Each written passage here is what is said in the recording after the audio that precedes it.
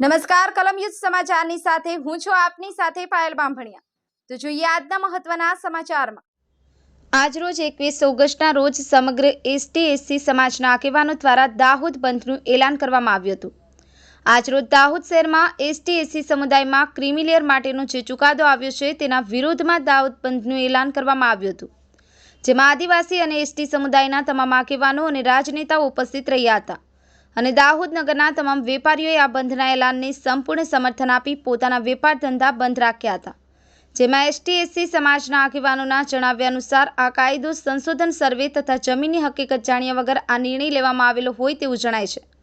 કોઈપણ વ્યક્તિ વર્ગ 1-2ની સરકારી આરક્ષણથી નોકરી લીધેલ હોય તેઓની આર્થિક પરિસ્થિતિનું સંશોધન સર્વે કરી તથા રાજકીય અનામતમાં સરપંચ, એમએલએ, સાંસદ જેવા પદ એક જ વ્યક્તિ વધુમાં વધુ 2 વાર રાજકીય આરક્ષણનો લાભ ન લે તે માટે પણ સંશોધન કરે અને જે તે સમુદાયને ઓછું આરક્ષણ મળ્યું હોય તેનો પણ સર્વે થયા અને તેમને આરક્ષણનો લાભ મળે તે માટે હેતુથી સંશોધન કરી અને નિર્ણય લેવામાં આવે છે।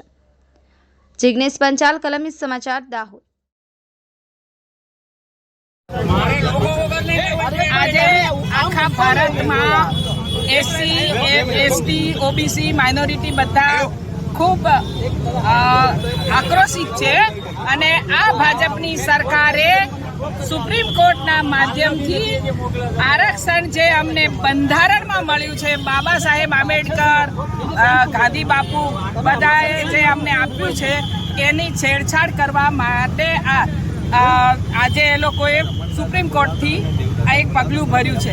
અમે એમ કહીએ છીએ કે આરક્ષણનો મુદ્દો જો કોઈ પણ ફેરફાર કરવાનો હોય તો લોકસભામાં જ થઈ શકે, એ કોઈ કોર્ટ તરફથી બી ના થાય, એ કે સરકાર તરફી બી ના થાય। અને એક વાત તો ઇન્દિરા સાહનીનો એક જજમેન્ટ આવ્યું હતું, એ 9 જજોનું જજમેન્ટ હતું, એને આ નીચલે ઓછા જજીસ વાળું 5 કે 7 જજોનું જજમેન્ટ છે એ કેવી રીતે પલટાઈ શકે? એટલે અમારો એ હક છે બંધારણ, અને એને જો બદલવું હોય તો પાર્લામેન્ટ સિવાય ક્યાંય બદલી શકાય નહીં, એ અમારે કહેવું છે। આજે શું કાર્યક્રમ હતું મેમ? આજે અમારે આખા દેશમાં બંધનું એલાન છે, એ પ્રમાણે દાહોદમાં પણ બંધનું એલાન હતું। અમે આભાર માનીએ કે દાહોદના વેપારીઓએ, નાના વેપારીઓએ પણ અમને સાથ અને સહકાર આપ્યો છે, લોકોએ અમારે બંધને સફળ બનાવ્યું છે, એટલે અમે એમનો બધાનો આભાર માનીએ છીએ।